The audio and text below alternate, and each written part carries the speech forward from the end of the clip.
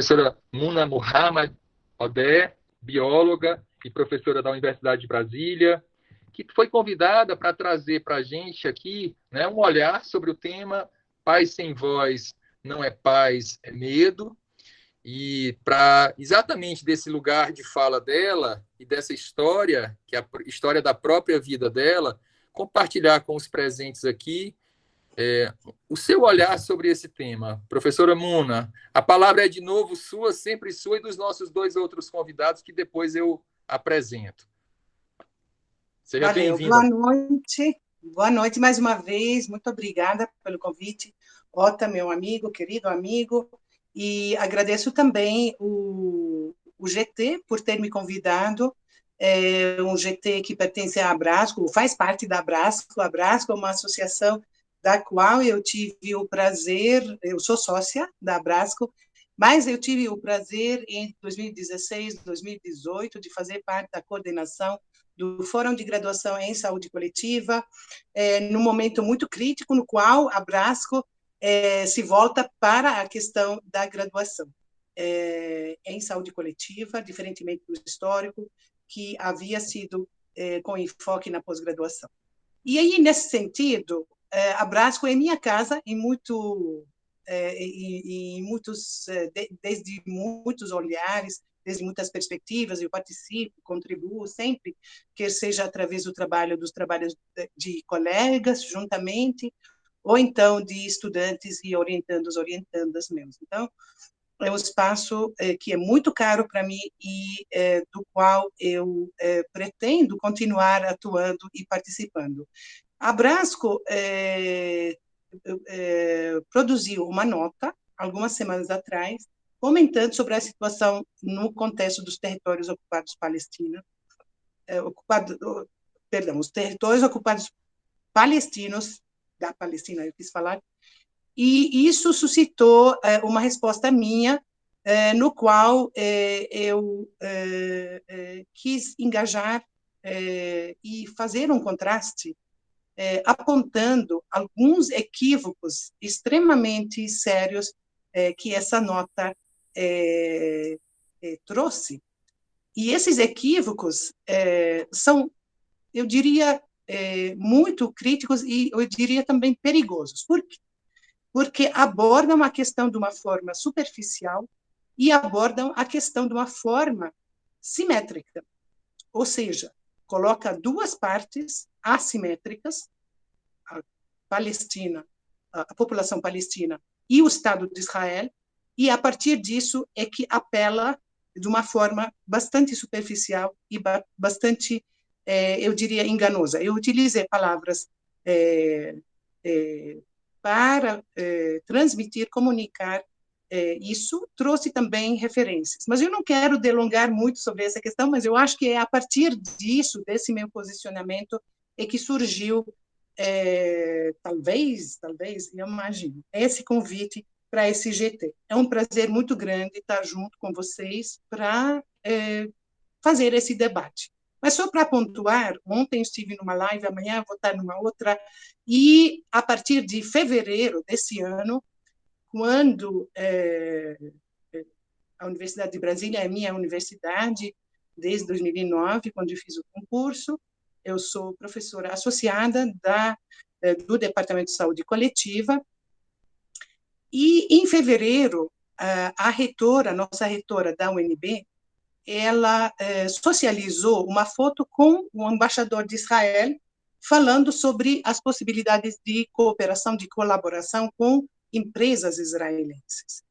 Nós, da comunidade da UNB, um grupo de professores que participam dessa comunidade, que contribuam nessa universidade, que se sentem integrantes, assim como discentes do nível de graduação e pós-graduação, descendentes de palestinos e palestinas, nós nos dirigimos à reitoria e escrevemos uma carta de quase 6 páginas, no qual, nessa carta, a gente documentou as razões fundamentando o porquê que não era o caso de seguir em frente com esse propósito, essa intencionalidade de colaboração. Nós nos baseamos em relatórios como o relatório que havia saído pouco tempo atrás, antes, né? Então, eu estou falando de fevereiro, e em janeiro de 2021, havia saído um relatório da ONG de Direitos Humanos israelense chamada B'Tselem, cujo título é o seguinte: que Israel, do Rio Jordão até o Mar Mediterrâneo, é um estado de supremacia judia e de apartheid. Tá? Logo depois, eu acho que todo mundo sabe, Human Rights Watch também saiu com relatório com essa mesma descrição da condição do Estado de Israel. Mas antes disso, nós, enquanto palestinos e palestinas, sabemos dessa realidade a partir de escritas e publicações. Em 1965, o Fayez Sayer, um acadêmico de ótima produção científica, na época ele é morto agora, faleceu, mas ele já escreveu um estudo, uma pesquisa, falando exatamente sobre a condição de um estado de apartheid, se referindo a Israel. Isso dito, eu queria contextualizar para dizer sobre esse tema, essa questão. Então, precisamos resgatar, fazer o resgate histórico. Do que se trata? Na minha exposição, eu vou falar a partir de um olhar, um estudo, uma investigação, com referências, claro, publicadas, de que Israel é um Estado que é uma continuidade do projeto colonial europeu. Onde que se faz isso? A partir do início de 1920, a região historicamente chamada de Palestina, economicamente vibrante, com população e cidades e produção agrícola, ela torna-se sob mandato britânico. O que tinha a Britânia a fazer por lá?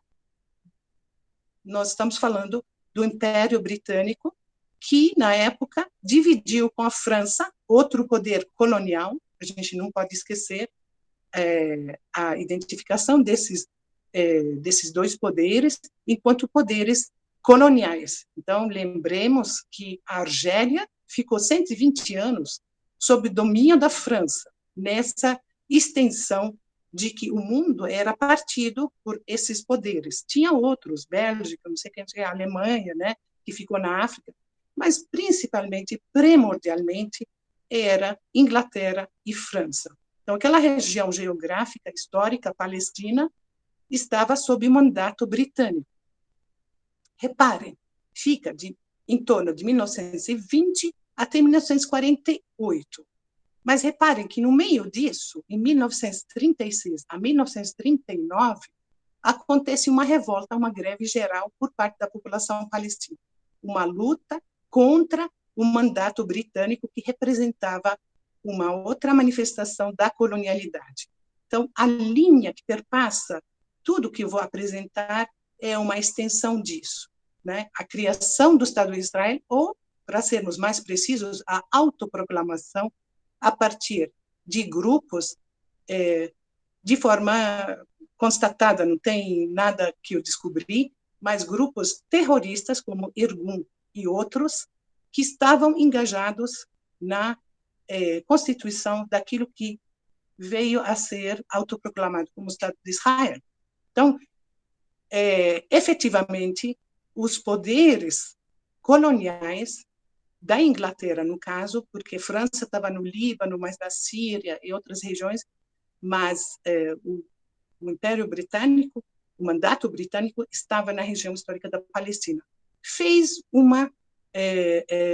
efetivamente, facilitou esse projeto colonial e até hoje em dia a gente vê as provas, as manifestações do apoio a esse Estado de Israel, que foi criado principalmente enquanto projeto colonial.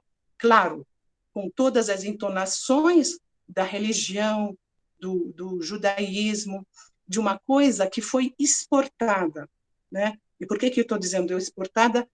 Porque havia população nativa em várias regiões, judia, árabe. Isso é uma coisa que aqui no Brasil causa estranhamento.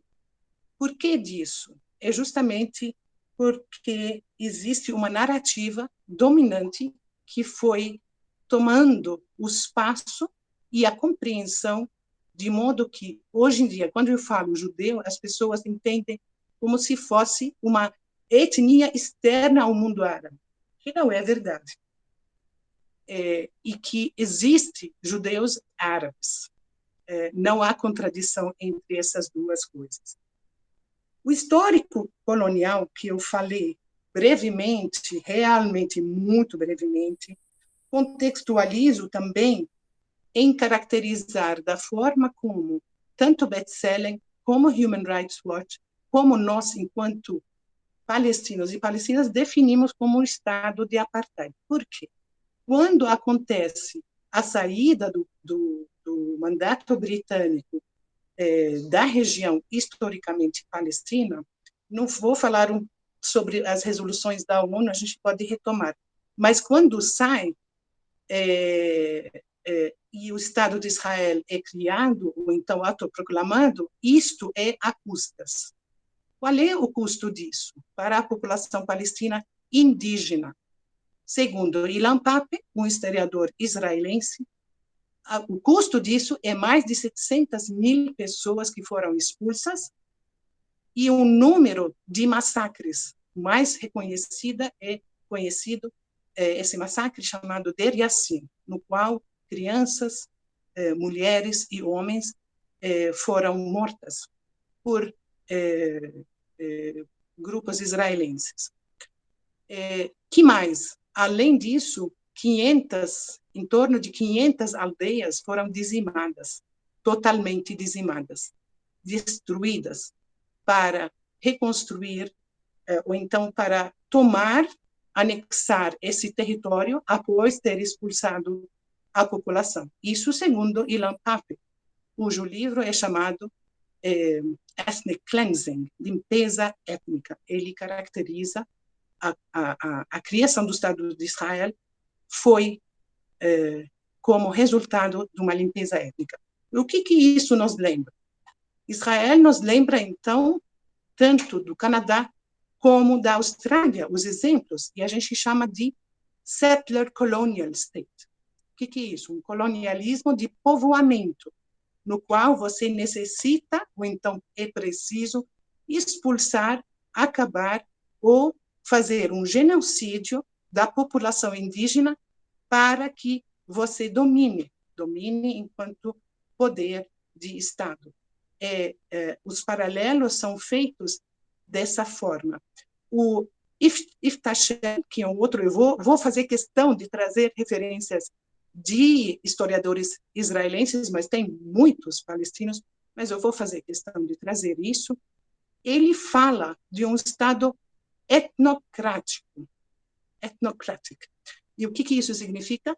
Israel é um Estado etnocrático que dá primazia para um grupo étnico, no caso, judeus.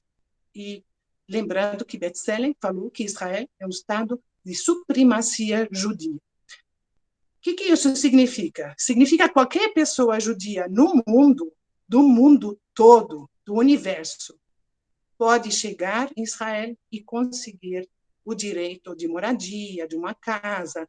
Igual, não sei se vocês assistiram o Jacob, que veio a ser a história emblemática de uma pessoa de Nova York, judia, que tem o direito, porque o Estado permite isso, porque o exército israelense protege ele, de invadir a casa de palestinos que estão morando lá por décadas e tomar essa casa. E foi uma coisa tão flagrante, porque ele falou tudo. Ele está lá há 10 anos, num lugar que não é dele, ele que veio de Nova York e tem direito mais do que qualquer palestino, desses 700.000 que foram expulsos, que ficaram em campos de refugiados, em torno de 5 milhões, pelo mundo árabe, principalmente, mas também dentro da Palestina, em Gaza. E assim como no exílio, né? Por exemplo, aqui na América Latina, vários outros lugares. Eu, Muna, que nasci na Palestina, toda a minha família é de lá, por eu estar aqui no Brasil mais de 7 anos, eu voltava, visitava, tal. 2004, Israel tira minha identidade de Jerusalém. Isso é etnocracia, isso é limpeza étnica, segundo Ilan Pappé. Ou seja, você dá supremacia e dá direitos por lei que você cria, você inventa, e dá supremacia para um grupo, no caso, os judeus, à custa de cristãos e muçulmanos, palestinos e palestinas. Podemos ver o mapa, por favor? É o terceiro slide. Celso, nosso amigo Celso, o professor Celso, vai compartilhar a tela dele. Muito obrigada. Então, uma passagem muito rápida, só para visualmente. E a gente tem poucos slides aqui, porque a ideia é de fazer mais com o propósito de interação. Muito obrigada.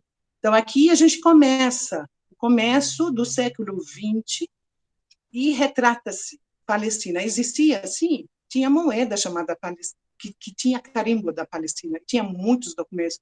Hoje em dia, tem muitas pessoas com passaporte palestino, porque existia antes de 48. E a língua utilizada era árabe, inglês e hebraico. Havia o entendimento de uma coexistência. Isso não aconteceu concretamente, novamente, porque Israel é um projeto colonial. E isso significa que você tem que anexar a terra, você tem que expulsar a população, você tem que dar primazia para um grupo sobre o outro. Passando 1947, o plano de partição. Reparem que a parte branca era para os grupos judeus e a parte verde para a população indígena originária em verde. Passando o tempo, 1948 até 67, 1948, a gente se refere a ela com a palavra árabe chamada Nakba. Nakba é a catástrofe. Eu tenho um super amigo, Ilan, professor Ilan Ben Suzan, a gente publicou um artigo conjuntamente, está na página da UNB agora, se entrar, vocês vão achar, e a gente, nesse artigo, a gente falou de Shoah e de Nakba, para trazer essa proximidade entre as duas narrativas. O professor Ilan é judeu, antisionista. Bom, 1948, 1967, a Segunda Guerra, na qual acontece mais uma tomada de terra, mas não só isso, uma expulsão e um número maior também, um número não tanto grande de 700 mil pessoas, como eu falei em 48, mas considerável, com certeza. E tem muitas pessoas que foram expulsas 2 vezes da sua terra, das suas aldeias, do seu espaço de viver e de produzir. Não era deserto. É uma grande mentira. Ela não existe. Hoje em dia, facilmente, consultar na internet, vocês vão ver que aquilo era uma mentira muito grande. E que perdura, infelizmente, nos recantos do mundo, em alguns lugares. Eu espero que aqui não é o caso. Bom, a última, então, é aujourd'hui, maintenant, não, agora, perdão, me perdi. Então, o retrato de um queijo suíço. Essa é a expressão que é dita, população palestina, com sua terra confiscada, com sua vida diária, cotidiana, sitiada, como é o caso faz mais de 14 anos agora, como é o caso de Gaza. Gaza é predominantemente campos de refugiados, são os palestinos que foram expulsos de Haifa, de Jaffa, de Lod, de Led, todas essas regiões eram a população originária. Foram expulsas e vivem em campos de refugiados sitiados, com eletricidade 4 horas por dia, com controle draconiano por parte de Israel. E mais à frente a gente pode discutir um pouquinho mais dos acontecimentos mais recentes. Mas eu quis mostrar, então, esse queijo suíço que existe e que, onde a anexação das terras resultou na presença de 700 mil, em torno de 700 mil pessoas que são colonos e que são trazidos de regiões como Nova York, Rússia e vários outros lugares, são pessoas judias e que a quem é dada essa terra roubada, né, anexada e roubada do povo palestino e, infelizmente, a configuração mundial de poderes faz com que, no Conselho de Segurança, tem países como os Estados Unidos, Inglaterra, algumas vezes, mas principalmente Estados Unidos, que se opõem a qualquer resolução, qualquer decisão que tire a impunidade de Israel. E por isso que foi possível, no percurso histórico, de acontecer toda essa injustiça, uma injustiça tamanha. Hoje em dia, o que acontece? É dramático. Professora Muna, desculpe, me ouve? A gente se aproxima do final do seu tempo combinado. Eu estou tá fechando. Bom? Eu vou Beleza. fechar com chave de... Eu vou fechar com essa frase. Então, na ONU, não somente os Estados Unidos, de uma forma que envergonha a todo mundo, o Brasil começa a apoiar Israel em todas as resoluções, inclusive uma resolução 2, 3 dias atrás da Organização Mundial de Saúde, onde se opôs tanto os Estados Unidos como o Brasil a ajuda e apoio de saúde para a população palestina. Isso é altamente preocupado. O Brasil está engajado também nessa comitiva, a última que foi para Israel, supostamente para trazer tecnologias, aquele spray nasal, que era tudo mentira, porque descobriu-se que na USP desenvolve esse spray nasal para outras morbidades, mas de toda forma descobrimos, e isso está num artigo do Jamil Chad, recente, acho que a semana passada, de que tratava-se de acordos militares entre Israel e o Brasil. E não só isso, de acordos para que o Brasil apoie Israel nos fóruns da ONU. Então, eu chego aqui, eu acho que vou encerrar aqui, trazendo a história para o Brasil. Comecei de lá e trouxe para o Brasil, porque é uma questão que a gente precisa discutir. O último, Celso, muito obrigada. Podemos só ver o último, não esse penúltimo, o último? Sim. Este é o artigo 56 da 4ª Convenção da Genebra, que Israel não assina, mas que, de toda forma, garante que territórios ocupados, que são a Palestina histórica, são a responsabilidade do poder que ocupa, o ocupante, né? Mais à frente a gente conversa mais sobre isso. Eu queria trazer também o ponto de apartheid sanitário, mas eu encerro aqui. Muito obrigada, Ota. Muito obrigada. Obrigada, Celso. Grato, professora Muna. Grato ao professor pelo compartilhamento aí dos slides. A gente vai passar agora a fala para o professor Celso, da USP, da Faculdade de Odontologia. Contextualizar aqui. Eu preciso,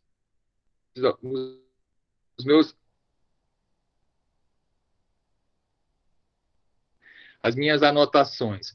O professor Celso ao Oriente Médio, participou da Fundação dos Amigos Brasileiros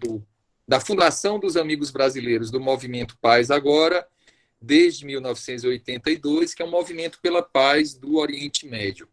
Então, professor Celso, como foi combinado anteriormente, são 20 minutos, a palavra é sua, e a gente, desde já, agradece a sua presença e a sua disponibilidade para esse diálogo importante. Bom, muito obrigado, Ota. Boa noite a todos. Opa, aí. Estão me ouvindo? Bom, boa noite a todos. Tranquilo, está muito bom. É um enorme prazer estar com vocês essa noite. Eu queria iniciar minha fala com um cumprimento tradicional, tanto do hebraico como do árabe, e que tem a ver com a palavra, digamos, do próprio convite, que é Shalom, Salam. Essa é a saudação tradicional dos dois povos. E isso acho que nos diz muita coisa, né? A palavra paz está, digamos, no cotidiano das duas línguas, dos dois idiomas. E é um prazer enorme ter conhecido a professora Muna Odeh, é um prazer enorme poder trocarmos experiências. Eu queria deixar claro que eu aqui não falo em nome de nenhuma instituição judaica, não, nem no Brasil, nem internacional, e muito menos não falo em nome do atual governo do Estado de Israel. Não tenho essa autorização e, se tivesse, também não aceitaria nesse espaço. Aqui estamos numa conversa de amigos, claro, cada um com suas posições, com suas histórias, com suas experiências vividas.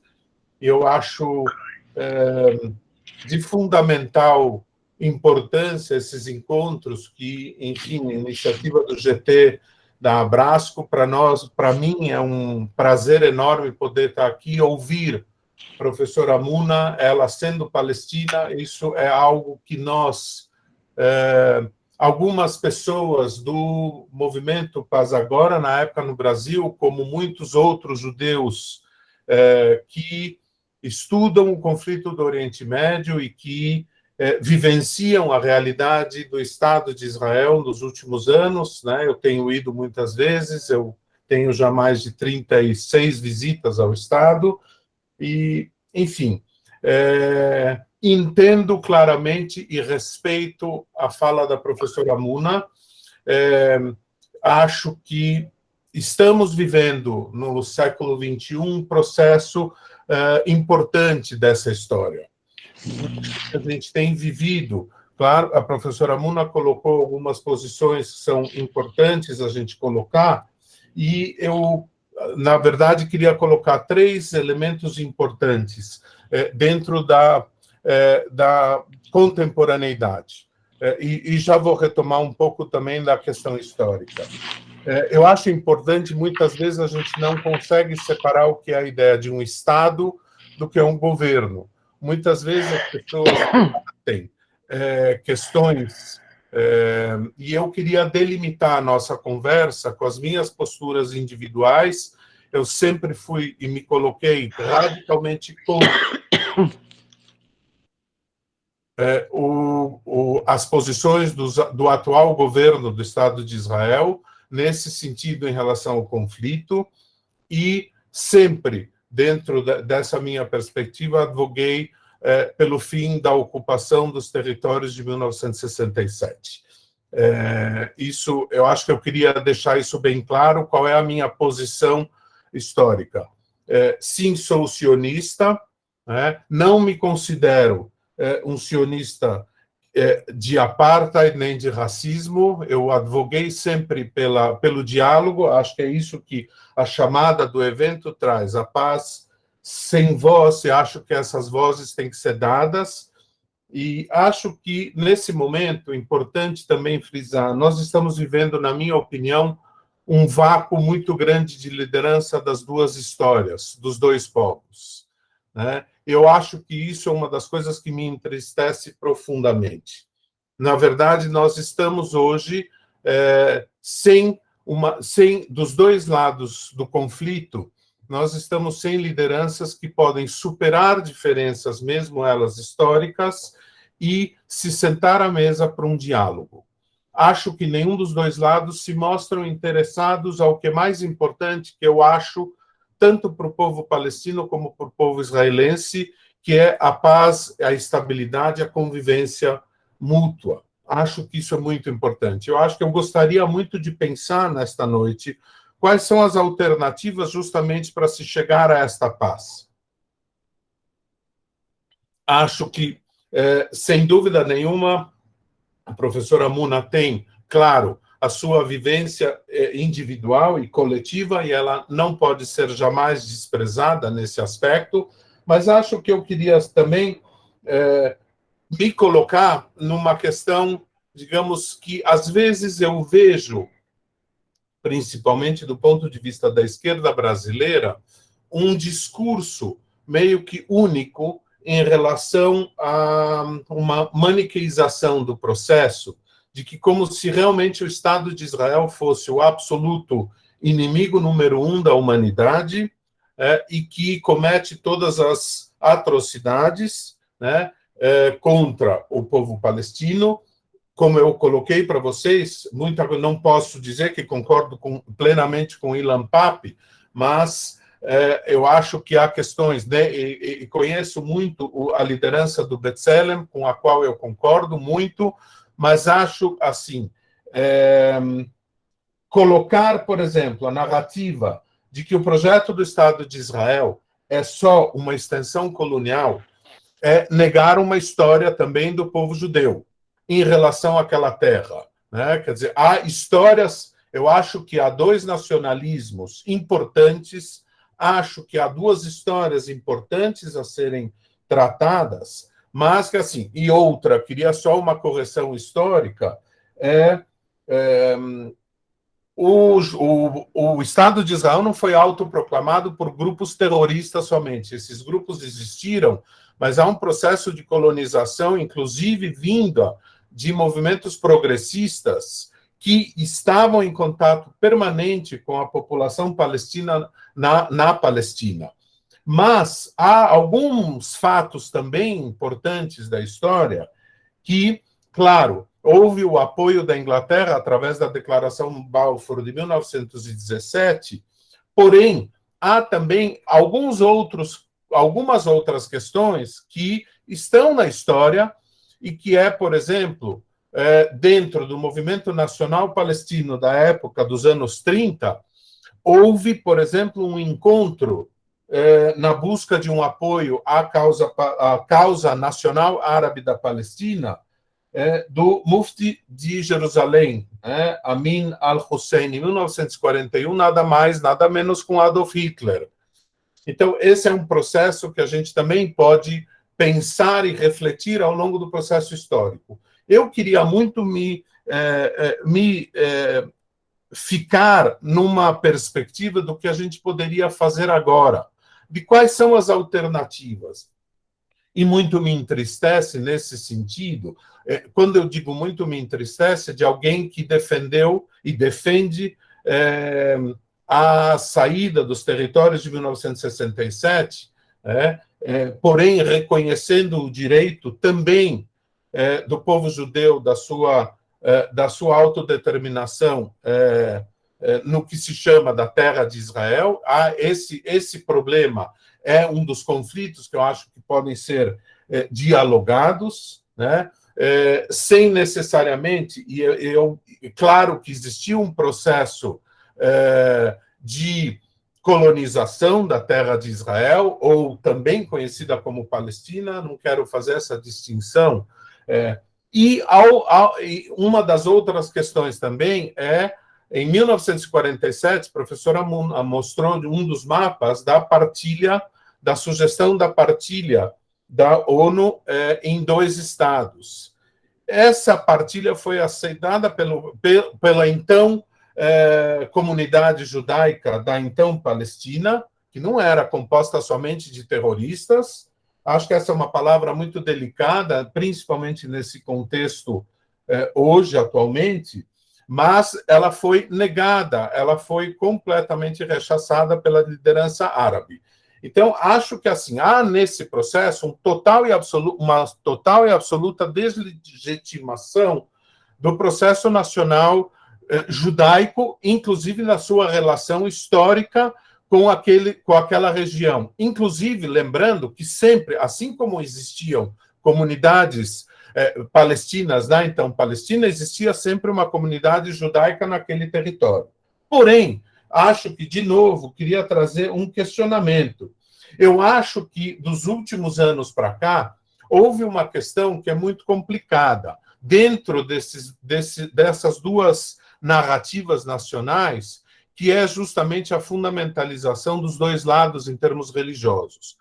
Eu acho que o conflito que aconteceu há 2 semanas atrás não é necessariamente a única leitura de resistência do movimento palestino, porque eu ficaria muito triste em saber que o movimento nacional palestino, a causa palestina, ou a luta por um Estado palestino, e eu não imagino hoje um Estado palestino governado pelo Hamas, como porque, inclusive, se a gente lembrar, a Carta de Princípios de Fundação do Hamas, como movimento de resistência islâmico, né, tem duas questões que são importantes para a gente abordar. Uma delas é o assassinato, a lembrança de a morte dos judeus, e a segunda é a ausência total de perspectivas de negociações de paz, porque isso, somente a jihad e a ocupação total da Palestina. Então, eu fico muito entristecido que não há, nesta leitura, né, e eu vejo, porém, um apoio. Eu acho que uma coisa é o apoio ao povo palestino e à causa palestina, ou a luta contrária à ocupação do Estado de Israel, nesse momento, dos territórios de 67. Eu sempre advoguei 2 estados convivendo lado a lado. Eu acho que a gente tem que lutar por perspectivas de paz. Sem dúvida nenhuma, eu não imagino, por exemplo, hoje, o que seria, por exemplo, com esta carta de criação do Hamas, de 1988, onde prega a destruição do Estado de Israel e a morte de judeus. Eu já não estou falando da morte de israelenses. Veja, eu faço essa distinção porque, nesse momento, eu me identifico também como judeu que sou, e com orgulho dessa minha tradição, fico muito entristecido de ver um movimento que vem do islamismo pregar a minha morte, a minha própria morte. E não abrir nenhuma perspectiva, né? Isso está, eu queria só, rapidamente, eu vou apresentar,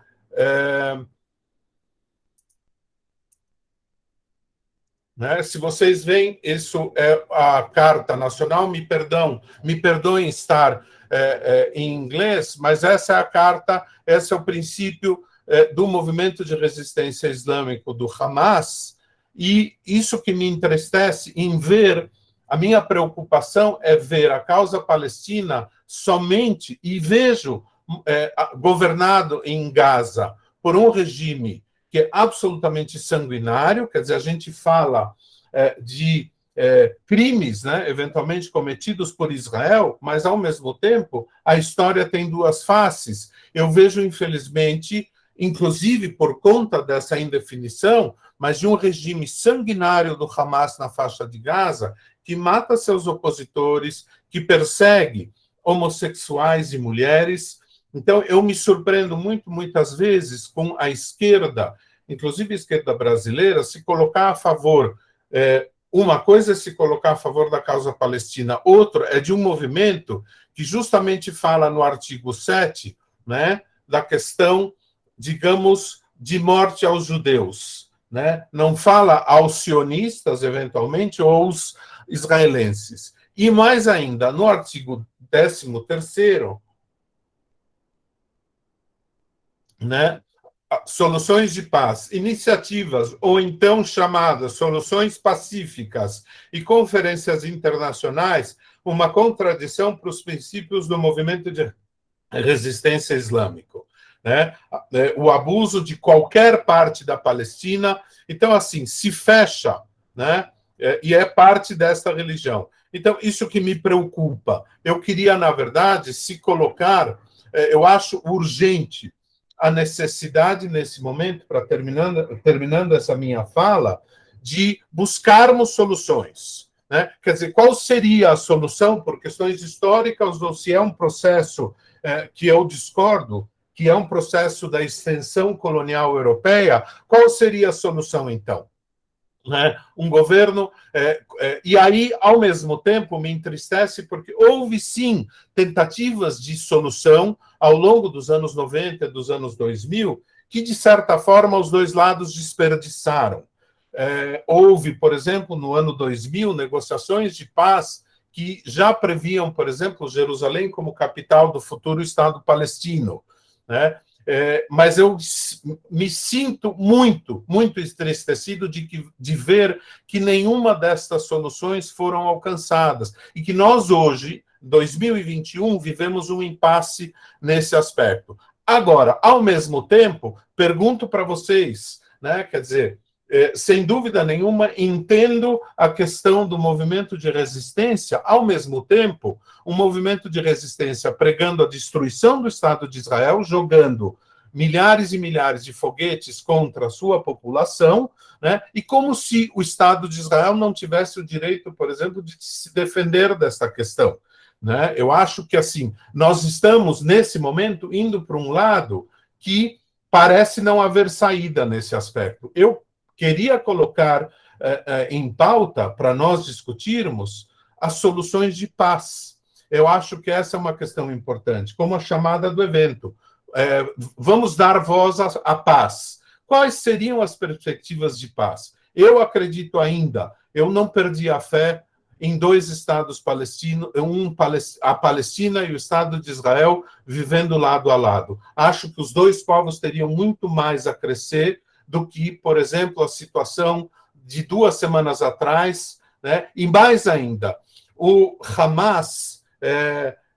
eu me preocupo com a qualidade de vida. Nós somos, eu e a professora e todos aqui presentes, preocupados com a saúde coletiva, preocupados com a qualidade de vida, e sem dúvida nenhuma, não só a questão do bloqueio de Israel em Gaza é uma questão importante para o desenvolvimento econômico, mas queria também colocar, será que o movimento Hamas, nesse momento, significa um movimento progressista, um movimento que traz uma perspectiva de justiça social em Gaza, ou quais são as perspectivas de melhoria de qualidade de vida para a população palestina nesse momento, né?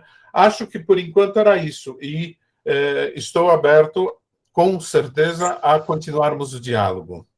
Não sei se o meu tempo. Não, professor Celso, eu estava me preparando para dizer que você tinha o derradeiro minuto, mas você foi preciso, cirúrgico. E agora, sem mais delongas, a gente passa para o nosso terceiro convidado, que é membro desse GT, que nos intitulamos Bucaleiros, Pacíficos Bucaleiros, e que damos espaço e voz à paz. Então, o professor Carlos Botar, da USP, e um grande nome, né, que é intelectual, é uma pessoa que a gente precisa ouvir. Congelou, Carlos? A palavra é sua. Obrigado, Otacílio. O Ota é sempre poético. Valeu. E nos brindando sempre com elegias, né? Elegíaco, o Otacílio Neto. Obrigado, Ota, pelas suas palavras amáveis. Boa noite a todos, boa noite a todas, boa noite a todos. Uma satisfação enorme estar aqui hoje com vocês, com esse grupo, né? Esse GT da Abrasco, e demais convidados. Uma satisfação enorme estar aqui com o Muna. Foi um prazer tê-la conhecido. Quando você falava de São Carlos agora há pouco, eu visualizava, né, exatamente o território, né? E você falava, saí da Federal e fui para a USP, né? Então, na mesma cidade. Então, temos muitos amigos lá, é uma cidade que eu gosto muito. Então, prazer também tê-la conhecido e ouvido as suas palavras, né? Shalom, uma satisfação enorme ter ouvido o Celso, né? E nós temos conversado muito, né, Celso, acho que nos últimos 30 anos, não? Acho que conversamos sobre... Talvez 40, né? Então, salam para você também. Shalom para Muna, salam para você. Olha, eu entrei nessa... Devo dizer a vocês que eu entrei nessa... eu sou um cristão cultural, né? Eu sou ateu, materialista por definição filosófica e política, mas eu não posso negar as minhas raízes cristãs, né? Judaico-cristãs, né? De modo que então, embora eu seja ateu e materialista, filosoficamente falando, eu tenho as minhas raízes as minhas raízes culturais, né?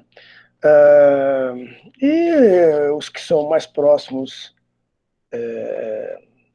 sabem que eu, na juventude, tive uma crise mística e eu passei um tempo enorme, muito bem aproveitado, né? Com os livros bíblicos, né?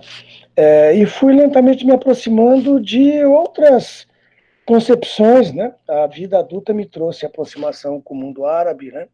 E com os filósofos e com os sábios árabes, né? A vida adulta me fez questionar a Idade Média Europeia, a vida adulta me fez questionar o europeocentrismo, a vida adulta me fez questionar as posições coloniais, as posições do norte, né? Epistêmico, do norte político, né? A vida adulta me fez compreender o mundo a partir de, não de um fracionamento, mas a partir de uma possibilidade de intelecção, de uma intelecção que nos coloque de outra maneira, né? Diante da vida, diante das realidades que nós temos, né? Enfim. E eu entrei neste debate, né? Nesta noite, que um grande prazer estar aqui, sem dúvida alguma, né? Mas eu entrei um pouco como Tércios, né? Um Tércios, né? Uma palestina, um judeu, e entra alguém que é um goyim, né? Alguém que exatamente vai manifestar, então, esta ideia desse cristianismo cultural, mas que entra como um Tércios, né? Nessa história. E eu confesso que nos últimos 10 dias eu padeci muito, né? Claro que eu acompanho as questões do Oriente Médio e tantas outras, né? Até é obrigação nossa na saúde coletiva, e nós que estamos todos ligados ao pensamento crítico, né? Nós temos que acompanhar o que acontece no mundo. É claro que eu acompanho o que acontece ali no Oriente Médio, sempre procurei entender aquilo tudo, né? O que se passava por ali.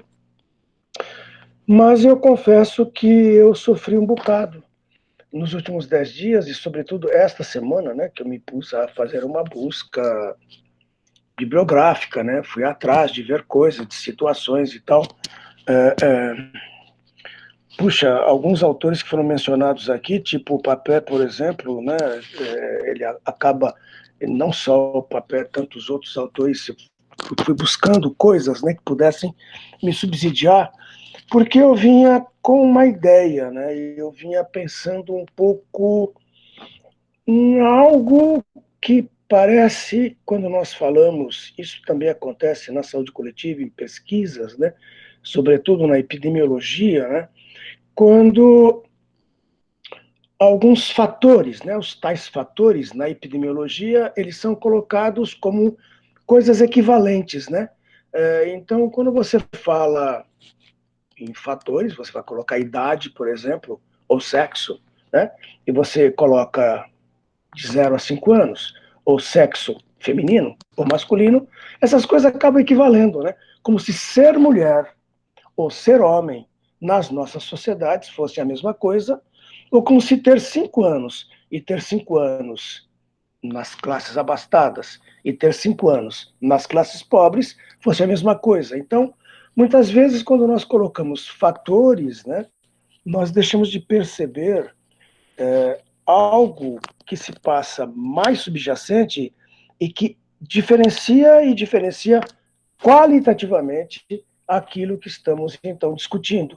Então, quando falamos, inclusive, começou a me incomodar, de dias para cá, começou a me incomodar a ideia de um conflito árabe, ou um conflito palestino-Israel, Israel-Palestina, porque eu acho que nós estamos tratando com dois termos, que são dois termos bastante desiguais. Celso, agora na sua fala, incidiu bastante na questão do Hamas, e eu devo dizer já desde agora que eu não tenho nenhuma preferência pelo Hamas. Se ainda fôssemos falar na OLP, se fôssemos ainda falar nas coisas mais anteriores, eu diria que sim, né, que eu tenho muita simpatia, sempre tive muita simpatia pela OLP, como tenho muita simpatia pelo Partido Baath no Oriente. Mas então, Hamas para deixar claro, me parece uma coisa muito conveniente ao Likud. Não vejo como grande diferença este diálogo atravessado e que pode não ser exatamente o que nós estamos querendo discutir aqui, né? Eu também não vejo com muita simpatia, e eu não vou entrar nessa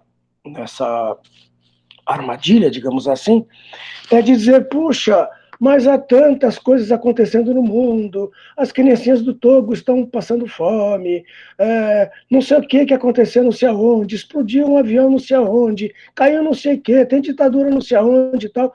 Esta semana, Nadvorny publicou um artigo no 247, onde ele fala exatamente isso, né? Puxa, com tanto problema que está acontecendo no mundo, por que essa fixação com Israel, né? E acho que nós temos que discutir que, apesar das criancinhas do Togo, ou apesar das grandes crises ditatoriais, apesar de Mianmar, apesar do que acontece aqui hoje, né, nos nossos grupos supremacistas, né, apesar da invasão do Capitólio, apesar de tudo, apesar do necroliberalismo que está aí colocado, neste contexto exatamente nós temos que falar de Israel. E temos que falar de Israel desse ponto de vista. Então, toda a leitura que eu fiz, eu montei um pequeno, não foi nem um PowerPoint, eu coloquei isso num Word. Eu vou tentar apresentar a partir daqui, senão o Roosevelt me ajuda, tá? Eu fui colocando as minhas impressões num Word, que eu fui vendo coisas, né? Puxa, tive que ler um monte de resolução da ONU. Puxa, tive que ir ver mapas. A Muna apresentou um mapa, acho que esse mapa... Aqui está. Eu tive que tentar encontrar um pouco... Vocês estão vendo? Vai começar então agora. Sim, está compartilhando já. Baixo. Ok. Eu tive que começar a pensar naquilo que é também um pouco a minha vocação acadêmica, né? A minha vocação como pesquisador, que é um pouco essa história arqueológica, né, do Foucault, né? E eu comecei a tentar encontrar por onde eu poderia começar a discutir essa situação, né? E eu cheguei, já foi nomeado aqui, mas eu cheguei então nesse ato originário, né? Que eu chamei aqui para esta apresentação de ato originário ou ato fundante, né? Que são conhecidas na literatura, encontrei referência literária, bibliográfica a isto, né? As chamadas 67 palavras que mudaram a história, né? Então está aqui a tal da Declaração de Balfour, de Arthur Balfour, né? Que não tendo o que fazer numa tarde, em novembro, no dia 2 de novembro, sob Escorpião, olha aí o zodíaco, né? Sob Escorpião, em 1917, não terminada ainda a Primeira Guerra Mundial, o Foreign Office já está preocupado com a partilha do mundo. Então, naquele momento, Arthur Balfour se dirige ao Lord Rothschild, uma casa bancária, uma família judaica conhecidíssima na Europa, bons vinhos, bons bancos, boa política, boa presença, né, em todo este lugar. E as 67 palavras estão exatamente no segundo parágrafo, onde aparecem aspas, né? His Majesty's Government, ou seja, o governo de Sua Majestade vê com simpatia o estabelecimento na Palestina de um lar nacional para o povo judeu, ficando claro que nada deve ser feito que possa prejudicar os direitos civis e religiosos das comunidades não judaicas existentes na Palestina ou os direitos e status políticos gozados por judeus em qualquer outro país. Lembrar, Muna falou brevemente, Celso também falou brevemente nisto, mas veja, o Império Otomano está indo para o saco nesta altura do campeonato. É o fim de 17, a guerra vai se estender ainda, a Primeira Guerra vai se estender ainda por alguns meses, haverá, em 18 ela termina, 17 de novembro, dia 2, olha que antecedência, 5 dias antes, né, da Revolução Russa, né, do 7 de novembro do nosso calendário, né, outubro no calendário eslavo, né, a Revolução Russa acontecendo lá, a Alemanha sai derrotada, as duas potências europeias, era com a Rússia, né? O Império Russo estava junto na aliança ocidental, o Império Russo vai para o saco com a Revolução, e pronto, o Império Otomano também foi, porque o Império Otomano estava ligado à Alemanha naquela altura, havia uma ligação muito forte, né, entre o Império Otomano com os alemães, e o Império Otomano então é dissolvido, e está ali a Palestina, está ali todo mundo árabe, né, está ali na mão então da Inglaterra. Os ingleses são os ingleses são donos do mundo, né? Os ingleses mandam para lá e para cá. Os ingleses agora têm todo mundo árabe na mão deles. E os ingleses estão preocupados com a partilha. Curiosamente, eu encontrei referências que esclarecem esse ponto, porque Balfour, em um primeiro momento, em 17, 18 termina a guerra, 19 a Conferência de Paris, que estabelece, inclusive, condições extremamente draconianas para os perdedores, a Alemanha em particular, né? A Alemanha, enfim, mas essa é uma outra história em que a Alemanha vai passar a década seguinte discutindo o que havia acontecido com o Tratado de Versailles, né? que impõe condições draconianas para a Alemanha, para o governo e para o povo alemão, né? Mas os ingleses estão preocupados, nesta altura, em dividir o mundo. E o mundo é o mundo próximo, é o mundo do Mediterrâneo, este mundo que é o Mare Nostrum, né? Desde sempre. Né? E claro que o parceiro natural é a França. Então, em 2020, há uma conferência, que é a Conferência de São Remo, é uma conferência feita sob os auspícios da Itália, com ingleses e franceses nessa discussão, e ali então se acerta a partilha do Oriente Médio. Se estabelece então protetorados para lá e para cá, um dos quais a Palestina, mas se divide então a chamada Grande Síria, né? A Síria e o Líbano, que foi a preferência da França, que, sapecada pelo caso de Dreyfus, diz que aceita ficar com o mandato para a Síria e para o Líbano, desde que lá não houvesse judeus. A França não quer saber, digamos assim, de se meter em novas encrencas. Né? Bueno, colocado isso, onde é que eu estava aqui? Aqui está. Me parece que esse ato fundante de Balfour, né, ele vai remeter a um ato anterior, um ato pregresso, ou a memória mítica. O Celso falou nisso agora, né, dessa história que junta os povos originários neste lugar do mundo, né? E por isso que eu comecei essa minha apresentação com essa história da metafísica, da conquista do deserto, que é uma expressão usada no ensaio pelo Feynman, José Pablo Feynman, um filósofo argentino, que eu tenho muita consideração por ele, né? E ele vai fazer uma referência ao que significa a conquista do deserto, né? Mas aqui nessa conquista do deserto, digamos assim, nesta história que Celso coloca de povos vivendo lá, é verdade, muitos povos vivem lá, mas Balfour, britânico, neste grande império mundial, ele pode dispor das vontades, ele pode dispor dos povos, dos territórios, ele pode criar. Ele cria, Balfour, os britânicos criam como Deus criou. Por isso eu quero agora, então, no segundo ponto, vir para este teatro pregresso ou para a memória mítica, a memória da Terra Prometida.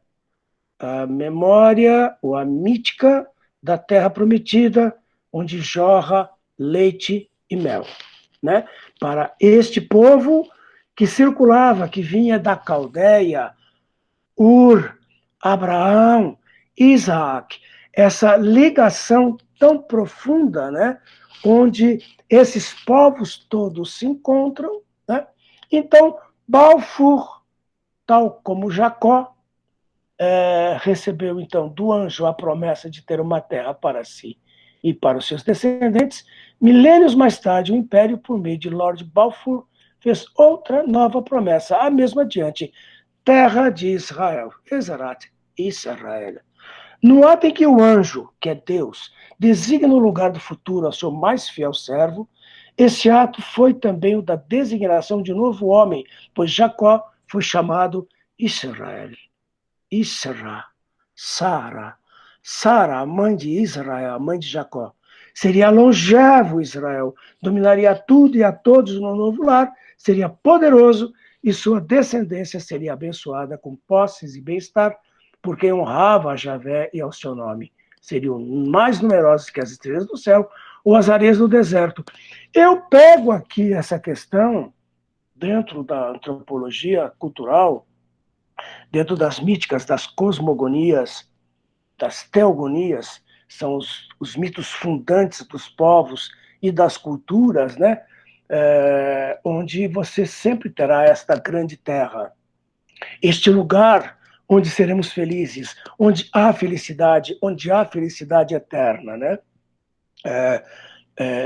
Isso acontecia com os gregos, isso acontece com os iorubas, isso acontece com os orixás, isso acontece com os guaranis, né? Que estão em busca da grande água, né? Da grande terra sem mal, né? Então, esta terra onde corre leite e mel, ela tem que ser vista numa dimensão cultural, não numa dimensão histórica. Nós não encontraremos este pedaço colocado lá, né? Mas nós vemos que o modus operandi derivado não deste ato pregresso, dessa memória mítica, mas o modus operandi derivado da Declaração do Balfour e depois da conferência da conferência na Itália, né?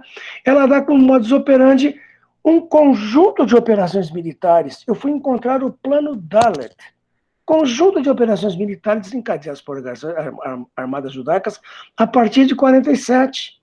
E com a resolução 181 da ONU, né, já novinha, em 47, que colocava, então, a localização de Israel neste novo território, mas lembrando, eu vou localizar alguém lá como se fosse um lugar deserto. Não tem gente lá.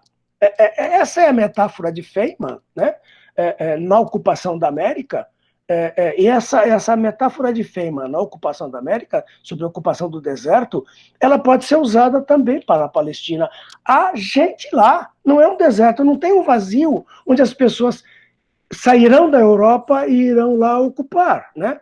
Então, essas operações, há um conjunto de operações, isso é planejado, isso é programado, isso conta, inclusive, tanto com a indiferença francesa, como com a indiferença inglesa, sem dúvida alguma, né? Então, a resolução, com a resolução 181, que estabelece a ida e que coloca um território pequeno inicialmente para as colônias judaicas na Palestina, então, as operações militares aumentaram em número de violência.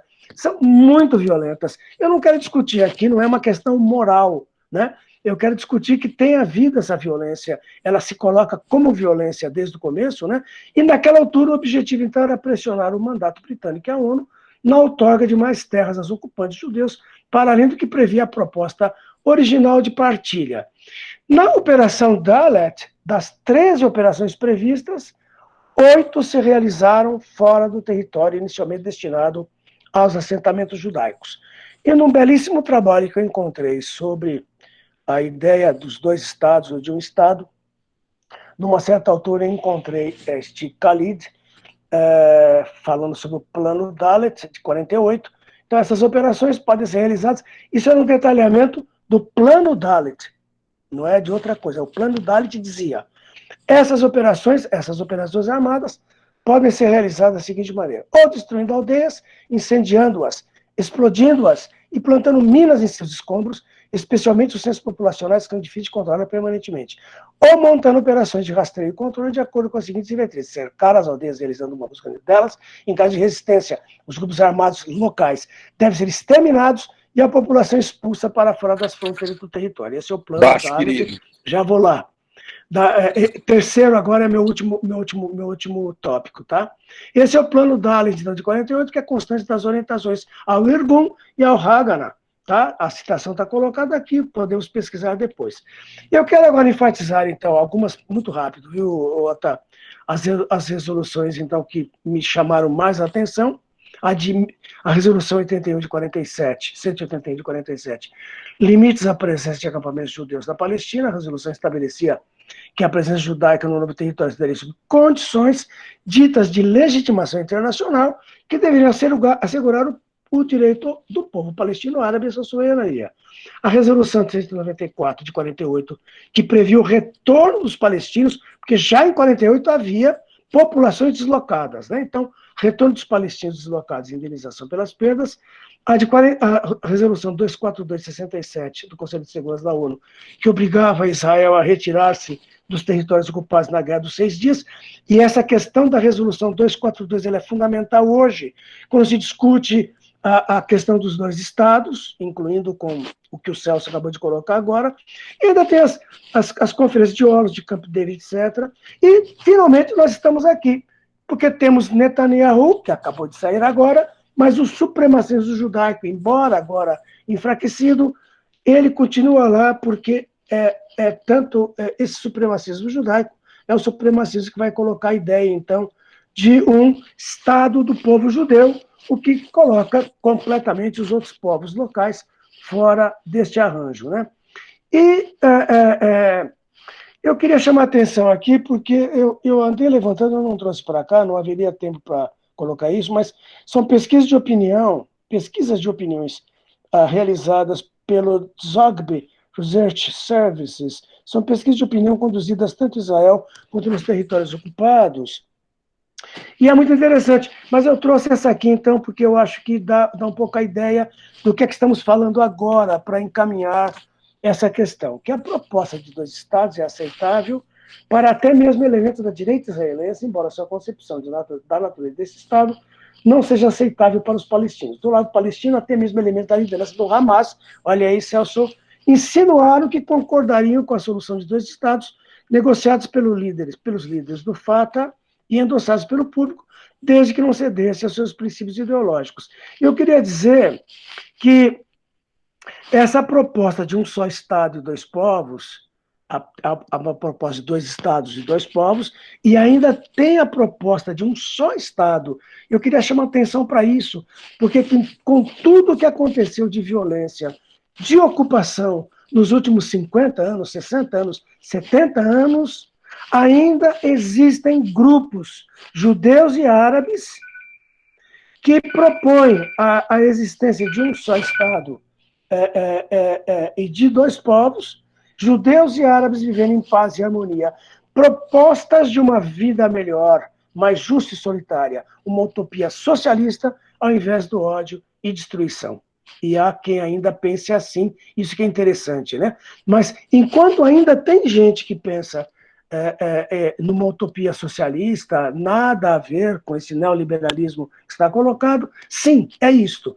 Nós estamos vivendo ocupação, apartheid, submissão. Ocupar, separar, submeter, essas coisas não podem ser feitas sem violência. Então vamos a alguns dados muito rápidos aqui, viu, Otá?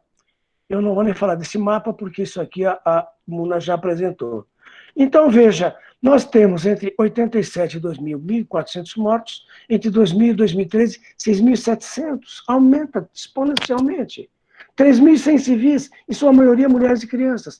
Presos políticos, em maio de 2014, 5.200. 8.000 presos políticos em Israel, de 2000 a 2014. Presos administrativos, tipo Abu Ghraib ou Guantánamo, 192. Crianças detidas, 196. Professor Pacho. Tipificadas como crimes do tipo jogar pedras. E a Muna falou da Convenção de Genebra, e por acaso eu tinha puxado a 4ª Convenção, com o poder ocupante que não deverá deportar nativos ou transferir parte de sua própria população para territórios ocupados. Os mapas indicam exatamente o contrário. Epílogo, estou terminando. Metafísica da conquista do deserto. A conquista do deserto foi como se denominou a campanha comandada pelo general Roca, em 1879, na direção do Pampa e até a Terra do Fogo. implicou a destruição dos povos mapuches e a tomada de suas terras extremamente férteis. Quando se conquista o deserto, há sempre alguém que o habita, um outro. Outra vez, esse outro que funciona como um entrave, um limite aos desejos do poder do Estado, quer dizer, limite a certo tipo de decência burguesa que se imagina civilizatória. O outro é um empecilho, sempre é. O outro é menos, é o índio, o negro, o diferente, o que não fala a língua dominante, o bárbaro. Alguém disse que a presença dos judeus na Palestina seria como a presença da cultura europeia em meio à barbárie árabe. Uma presença branca. Por isso, tinha que ser garantida. O outro precisa ser dessubjetivado. Okay, não ser gente nem sujeito. Não ter história. Ser povo sem história. Como não tem história os animais e as plantas. O mundo natural não tem história. No mundo humano, só os povos com história contam. Arianos foram um desses. Povo com história. Um povo eleito para restaurar a grandeza do Ocidente bem no coração de uma Europa decadente. O palestino é o outro que atrapalha o progresso histórico. Povo eleito. Sionistas pensam assim. Os cristãos sionistas pensam a mesma coisa. Se seguirem o Talmud, dizem, serão recebidos na Arca da Aliança. Daí que cristãos pentecostais tenham adotado Israel como pátria acima das pátrias e, reciprocamente, cristãos sionistas foram adotados pela alt-right judaica. Eu queria terminar com isso, porque eu acho que aqui tem algo que explica bandeiras de Israel nas manifestações,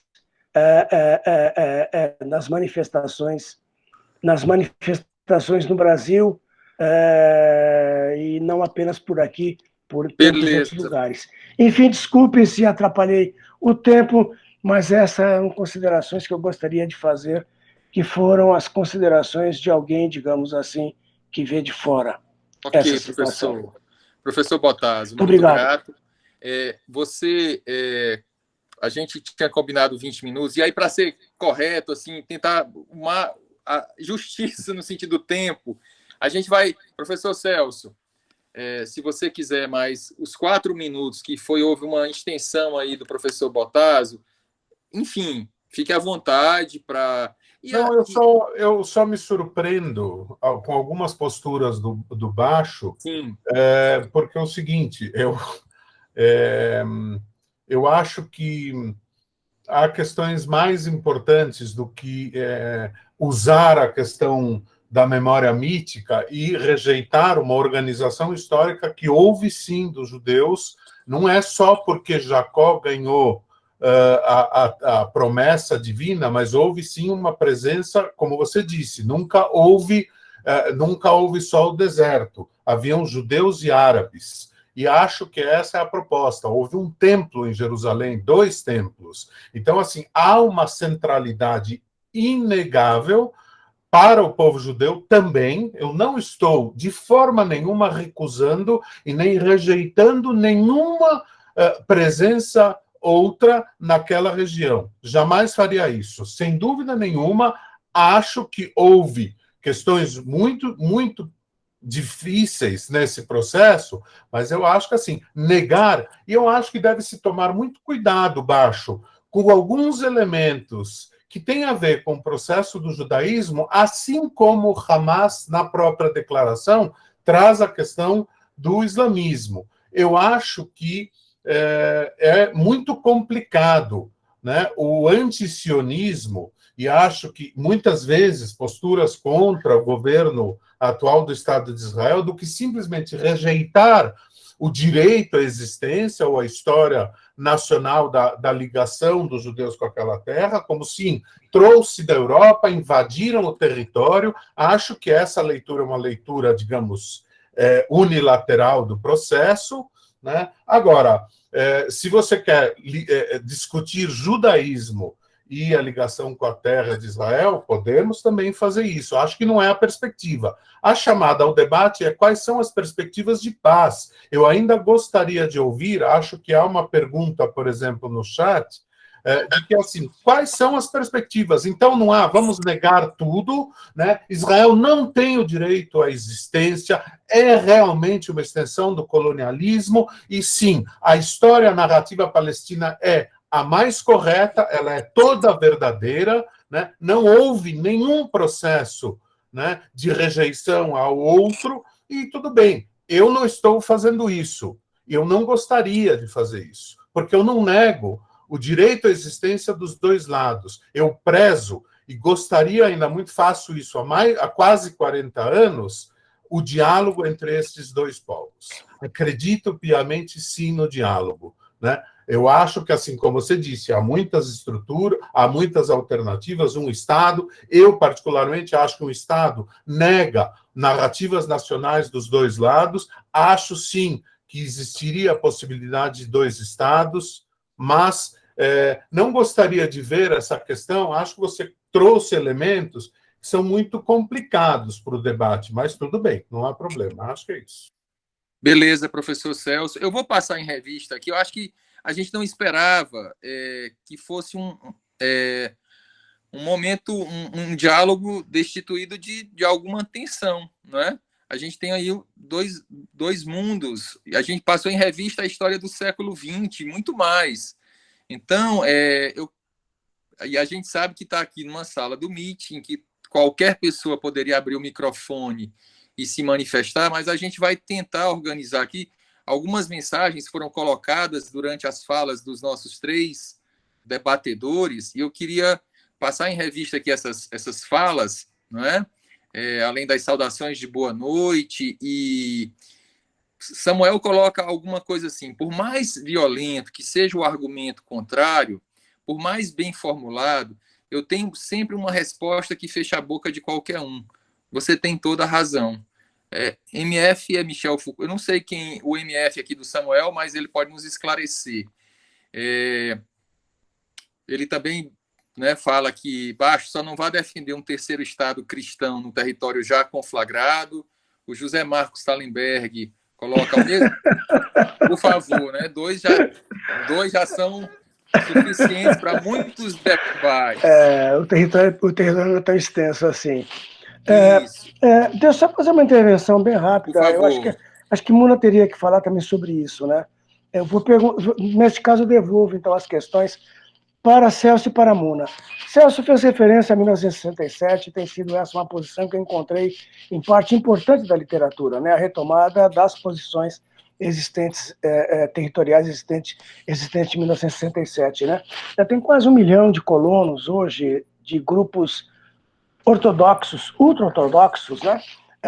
Que ocupam esses territórios. O último mapa que a Muna colocou mostra uma intensa pulverização na Cisjordânia, né? Chamado West Bank, na divisão britânica, com colônias de judeus ortodoxos, né? Que, enfim, tem até uma natalidade, eu não queria nem tocar nisso, porque eu acho complicado falar em natalidade, mas com uma natalidade elevadíssima, muita gente, quase 1 milhão de pessoas, de judeus ortodoxos ali. Pergunta aos dois, pergunta ao Celso inicialmente, depois a Muna.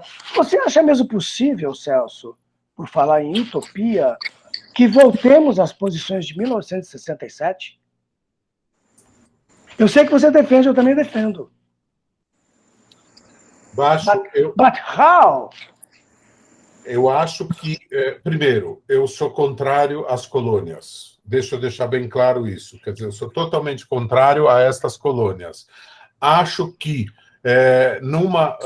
na questão da... Não necessariamente exatamente como em 67, mas eu acho que se há uma perspectiva de um Estado palestino nesse território, acho extremamente... Assim, se esses judeus, digamos, esses colonos, quiserem permanecer sobre o território palestino e continuarem desenvolvendo a sua história nacional, digamos, por estarem em Eretz Israel, ou seja, a terra de Israel, dentro de um Estado palestino, acho que essa é uma opção, a livre escolha. Eu acho, por outro lado, que há nesse mapa alguns assentamentos que podem ser desmantelados e outros. Há uma possibilidade de renegociação territorial também.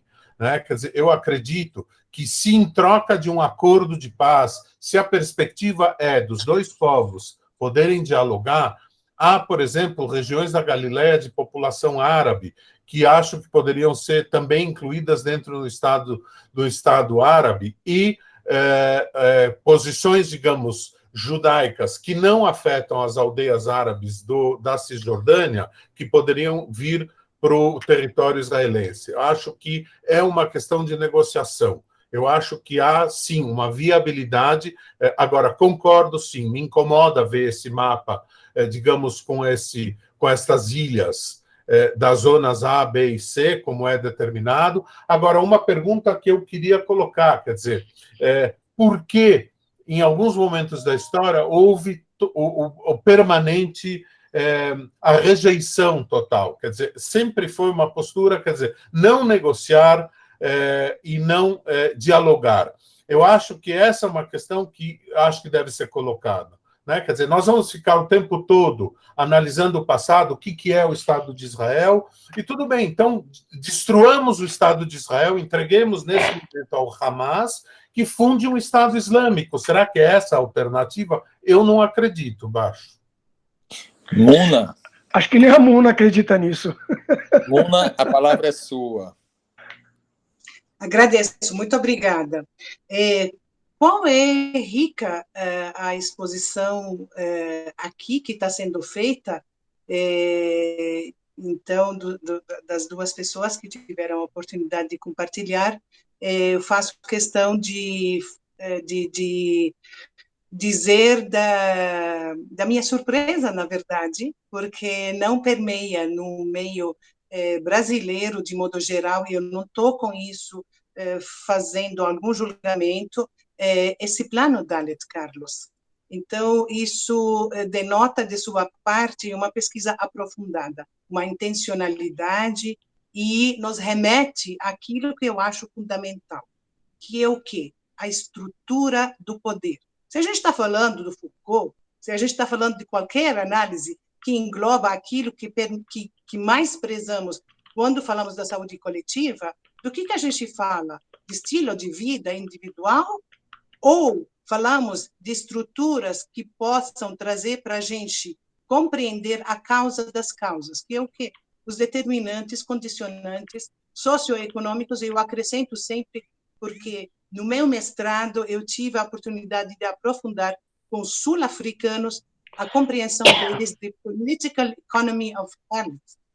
Não há como negar. Então, as estruturas de poder é o que a gente precisa buscar. E essas estruturas de poder, precisamos, a partir disso, me desculpe, Celso, mas com bastante seriedade, com bastante responsabilidade, questionar a história nacional de judeus. De 2000 anos atrás, à custa de quê? Para quem? Então, eu vou qualificar o que estou falando. Amira Haas, israelense, jornalista de Haaretz, que mora com palestinos, que morou em Gaza, enquanto Hamas estava lá, e nada nunca aconteceu com ela. Amira Haas, em Democracy Now!, não sei se vocês têm familiaridade, mas quando a gente fala de primazia de jornalismo americano, é Democracy Now!, de verdade. Então, por lá, ela fala, foram 15 famílias dizimadas, 15. Porque o que a gente está falando não é de vontade, de minha vontade ou dos céus. A gente está falando de estruturas de poder que fazem com que 15 famílias são dizimadas e mais. São 63 crianças cujos rostos, pela primeira vez, enquanto muçulmanos, cristãos e árabes, pela primeira vez na história, desde a criação e a autoproclamação do Estado de Israel, são mostradas. Isso é injustiça, isso é islamofobia e cristianofobia, se você quiser, mas certamente arabofobia, sim, porque é a primeira vez que publica tanto o New York Times e rapidamente Haaretz faz a mesma coisa. Quem são essas crianças? São irmãos e irmãs de bebê de 6 meses até crianças de 12 anos, no percurso de 11 dias. O que a Amira Reis fala?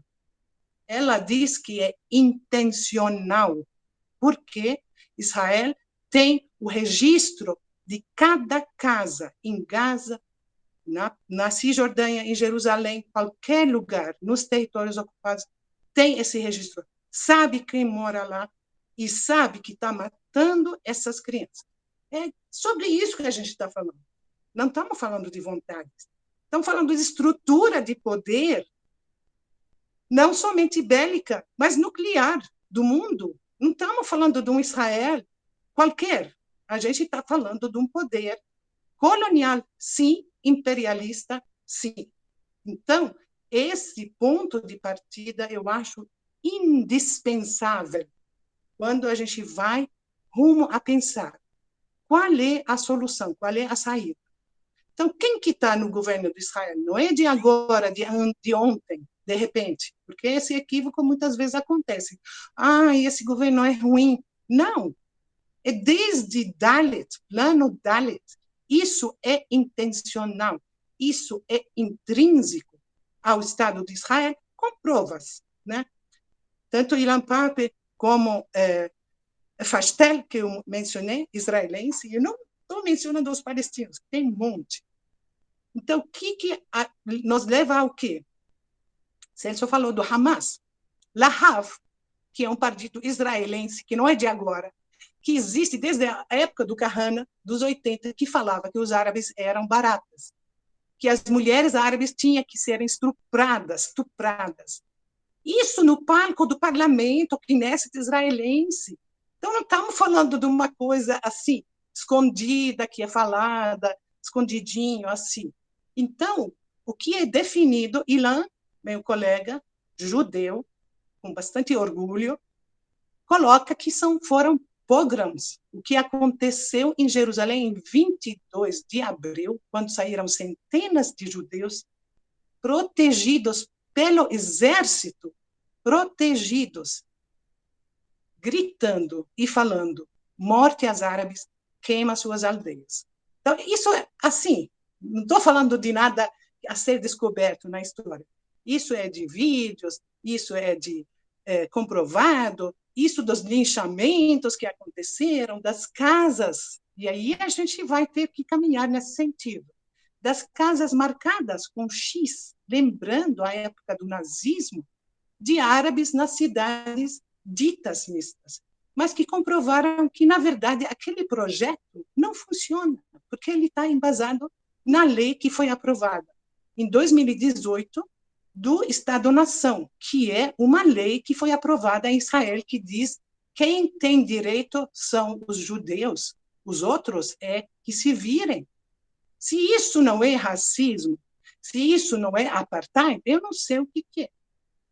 Eu não sei o que é. Então, só para fechar, a gente caminha para o quê?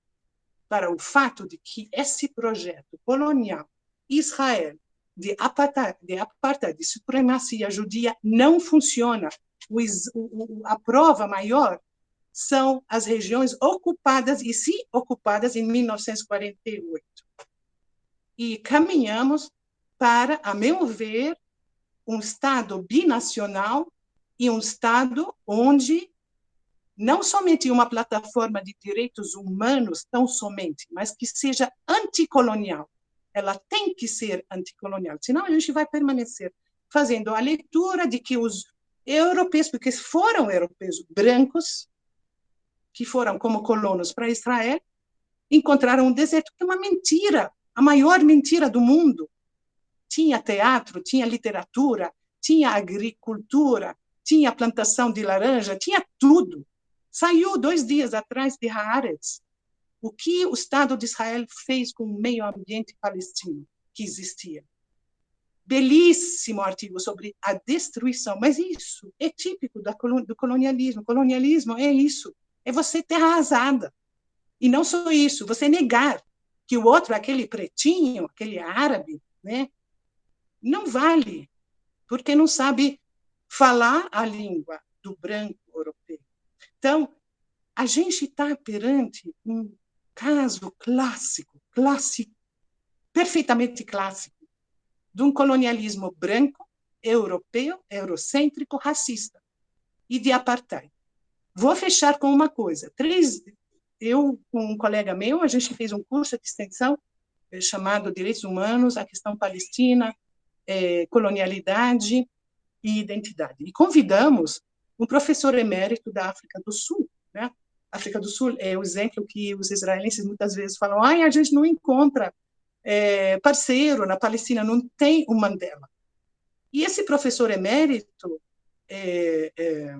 falou o seguinte: na narrativa sobre a África do Sul, esquece-se de que esse Mandela passou 28 anos na prisão. Por quê?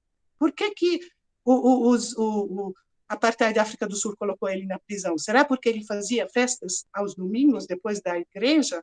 Não, porque ele liderou a luta armada do ANC.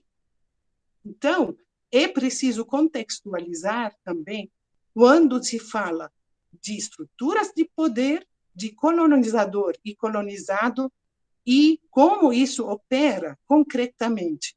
Não tem como esquecer os rostos dessas crianças, não tem como esquecer o que a Mira Haas traz como comprovante de que aquilo era proposital, aquilo é genocídio, aquilo é limpeza étnica. São questões que a gente tem que lidar com elas, senão a gente está virando o rosto para aquilo que está saltando aos nossos olhos. E a partir disso é que a gente vai caminhar rumo a algo muito melhor do que existe hoje, porque está muito feio. Israel está muito, muito, muito feio.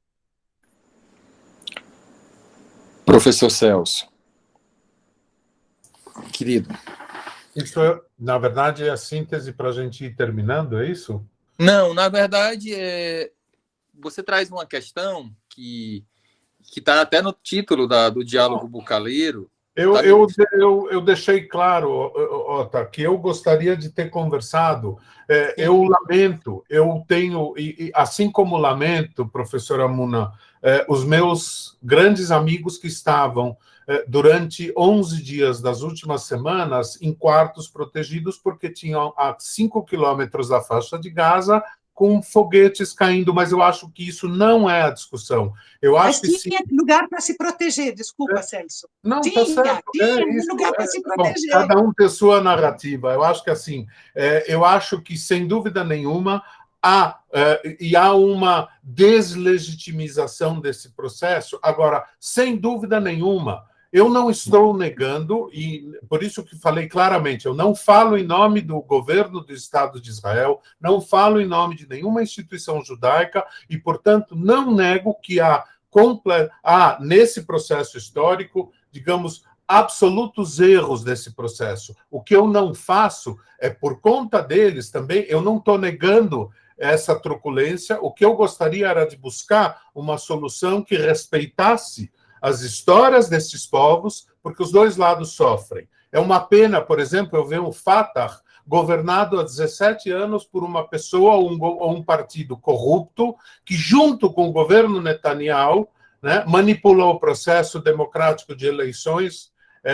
Eu gostaria de ter visto, desde os anos 2000, um avanço nesse processo. Mas, pelo jeito, o projeto colonial israelense deve ser totalmente destruído, negado e simplesmente escrever uma nova história. Ok, é uma forma. Eu não compartilho desse pensamento. Eu gostaria de realmente ver, todas as vezes que estive na Palestina, nos territórios palestinos, eu conheço, tive contato com pessoas do Yesh Gvul, Al Limite, do B'Tselem e outros grupos que pregam as mesmas ideias que eu, não pregar a destruição do Estado de Israel.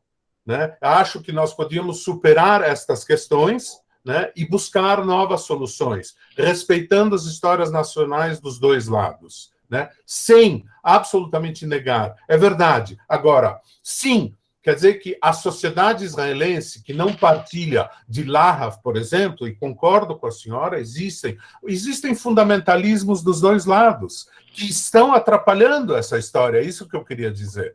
Né? Esse fundamentalismo é uma grande perda para os dois lados, para os dois povos. eu gostaria muito de ver a possibilidade de um diálogo, né? Eu gostaria muito de ver uma liderança do Hamas disposta a conversar com alguma liderança israelense. Eu gostaria muito de ver um Fatah se caminhando para um regime democrático que pudesse, de certa forma, também vislumbrar, como eu gostaria de ver no governo do Estado de Israel, algum governo que também sinalizasse uma disposição pela paz. Não sou otimista nesse momento. Não vejo que só a saída de Netanyahu do poder, né, nós estávamos conversando sobre os projetos de poder, é verdade, há sim projetos de poder de alguns partidos da direita israelense, não há a menor dúvida, como há outros projetos políticos no Estado de Israel de esquerda, o Meretz é um deles, os grupos ligados a esses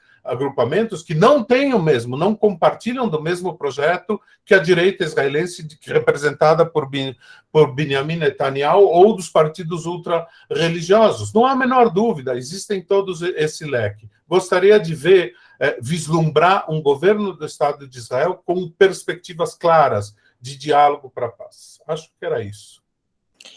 Salve, professor Celso. Eu vou passar em retomada aqui algumas mensagens, eu acho que vocês leram, mas é importante que a gente coloque aqui, porque as pessoas se manifestaram. Então, deixa eu ver aqui se... o José Marcos Tallenberg diz o seguinte: ao mesmo tempo, não é, os ingleses reforçaram o nacionalismo árabe, mandaram Lawrence da Arábia, formaram e treinaram o exército da Jordânia, impediram a imigração judaica, jogo duplo, difícil para governar. O professor Samuel coloca aqui o link da Declaração Balfour. O Roosevelt coloca, acho que até vocês retomaram, e eu acho que talvez essa seja a parte final do nosso debate, do nosso diálogo, que, apesar de pensamentos diferentes, de vozes embargadas, de faces enrubescidas, a gente está dialogando, não é? Que momento rico, talvez difícil, duro, mas rico e necessário. Então, Roosevelt coloca o seguinte: a perspectiva de conformação no mapa desses dois povos, em dois países vizinhos, Israel e Palestina, o Samuel retoma, Balfour em 2 de novembro, sobre o signo de Escorpião, segundo baixo, sabe-se lá onde ele pretendeu nos conduzir, lendo os astros, como o escorpiano reza antes de dormir: querido Deus, ajude-me a perdoar meus inimigos, mesmo que os crápulas não mereçam. O baixo menciona o Tallenberg, tática muito conhecida, enfim. O baixo coloca que não tinha muito espaço para discutir a questão britânica no Oriente, todos os Orientes. Eu não vou ter uma palavra aqui que eu censurei, perdão. Puro pudor. Entendo haver um enorme espaço anti-imperialista entre nós. Enorme espaço anti-imperialista entre nós. Devemos aproveitar isso, não é? A Cris Warman, que é a nossa coordenadora, é também um terrorismo muito bem planejado, com cara de democracia. O Samuel, distopia já temos, utopia não teremos. Melhor trabalhar a perspectiva da protopia, uma situação binacional legítima, com direitos de cidadania plena para ambos. De outro modo, é o cul-de-sac, já conhecido, catástrofe regional e, quiçá, global. A Camila, nossa colega da Universidade Estadual de Feira de Santana, também vivemos esse colonialismo no Brasil. Aqui estamos cada vez mais em uma terra arrasada. Viva os movimentos decoloniais. No que concorda o Tallenberg, que é mais fácil ver o colonialismo dos outros. E fico me perguntando, quem ganha mais com essa guerra? Será que todos não perdem? As relações e estruturas de poder são iguais entre Israel e Palestina? O Botaz, o mestre baixo, coloca que o colonialismo não é particularidade, é uma generalidade, é uma política central de dominação. E o mestre Celso coloca que, sim, Camila, infelizmente há narrativas distintas com estruturas de poder semelhantes. Obviamente, nós não tínhamos a pretensão nem a presunção de esgotar o tema, mas nós temos a pretensão de colocar pessoas que a gente respeita, que a gente considera, não é? Que a gente ouve, para ouvir numa terça, hoje é terça, né? Numa terça-feira, 1º de junho de 2021, porque considera importante o que vocês três trouxeram. a gente não esgota o tema, a gente não define, não há certos nem errados, mas, enfim, há posições diferentes, há histórias diferentes, há lugares de fala diferentes, e eu quero, como simples apresentador desse diálogo, que talvez tenha sido o diálogo mais intenso da nossa história, de diálogos bucaleiros, mais necessário para começar o ano de 2021, que nós fizéssemos uma rodada de encerramento, retomando uma coisa que aí o Celso coloca, e a paz que está lá no tema, que não é retórica, paz sem voz não é paz, é medo. E esse tema fala de comunidades, né, que não têm voz no Brasil, que são comunidades negras, são comunidades periféricas, faveladas, e que recebem o Estado brasileiro na forma da polícia. Mas eu quero falar de paz. Vamos pensar numa perspectiva assim, é possível, nesse cenário difícil, complexo que a gente tem, com tanta inteligência acumulada aqui por Muna, por Celso, por Bottaso, né? Com tanta mística e mítica, não é possível que a gente não tenha no nosso horizonte, na nossa condição humana, né? Paz. Né? E aí eu quero uma Palestina, um brasileiro judeu, um brasileiro ateu, para a gente encerrar. Não é uma esperança, né, vazia, mas para onde nós vamos? Sim, para onde nós vamos nós sabemos. No Brasil, bem sabemos também. Mas, assim, é possível pensar em outra perspectiva? E aí eu queria 5 minutos mais bucaleiros e menos. Eu não consigo ver a frase toda. Mais bucaleiros e menos bucaneiros. É ótimo. Mestre, eu poderia propor uma versão. Eu faço a minha despedida primeiro, Celso em seguida, e Muna termina. Vamos inverter a ordem das apresentações e terminamos. Tudo bem, a gente vai terminar com Celso. Bottaso, Muna e Celso. Que suave. Vamos lá, mestre Carlos Bottaso. Olha, eu queria dizer o seguinte, na verdade, as questões que eu coloquei, que eu trouxe, foram coisas que eu fui descobrindo e que me acompanham na vida, né? Não é uma perspectiva anticolonial, né? Não há dúvida disso, e eu vejo essa questão que foi trazida aqui, inclusive pelo Tallenberg, com relação ao poder britânico e tal, enfim, o que é o império hoje, né? Essa questão toda. Então, essa perspectiva anticolonial, essa questão da decolonização, ela é importante, eu acho que é algo importante para nós, importante pensarmos a partir disso, né?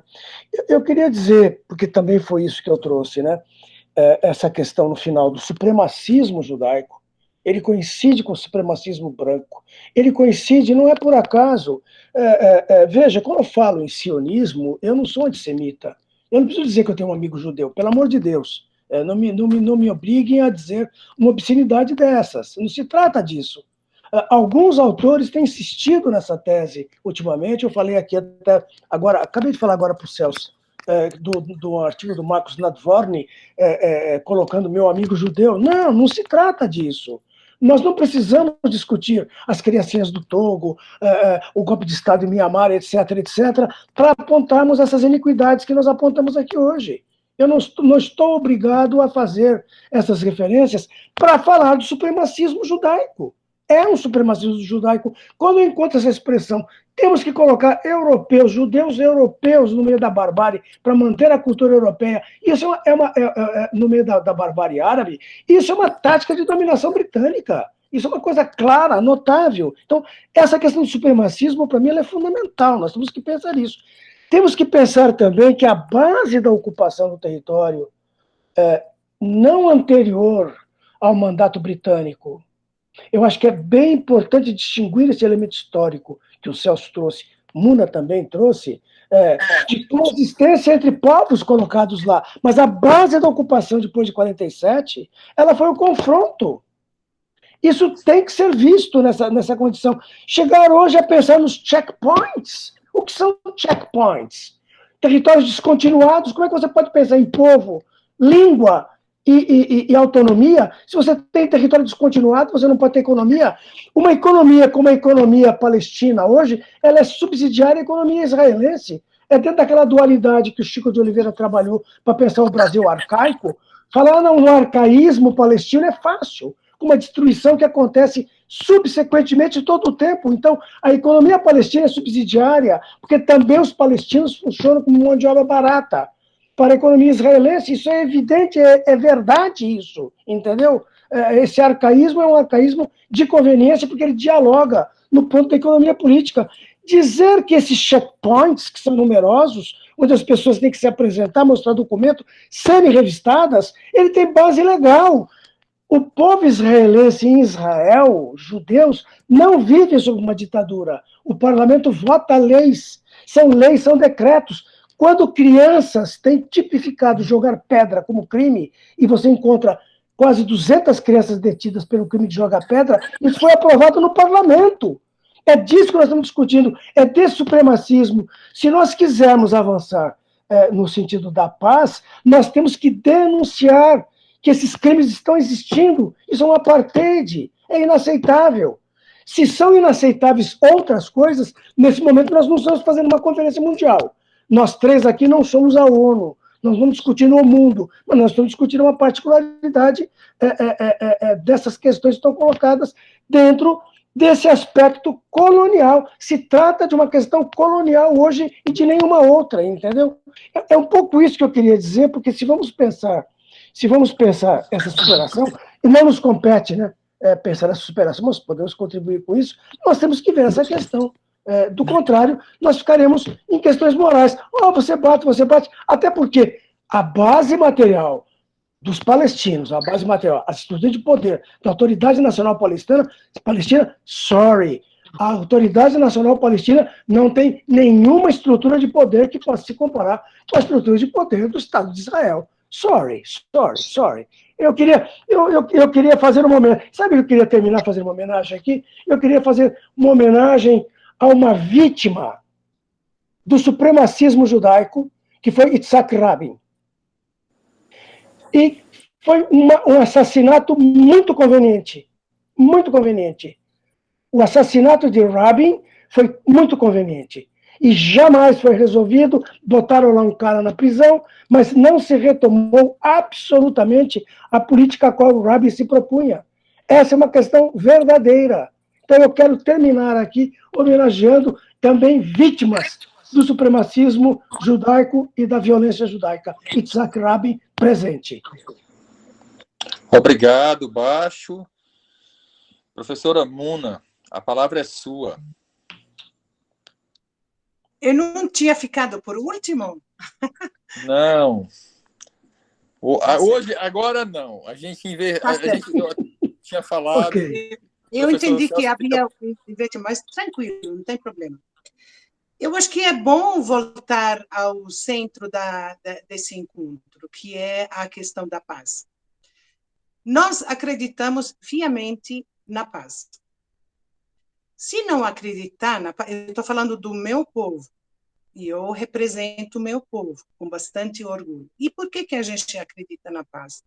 Porque a gente quer e busca nossa liberdade. É imprescindível compreender que essa luta, eu citei a revolta de 36 a 39, para dizer aquilo que sabemos nós que partimos de uma perspectiva anticolonial, de que ninguém aguenta a tirania, ninguém quer viver de uma forma injusta, como tem vivido a população palestina desde 1948 até hoje em dia.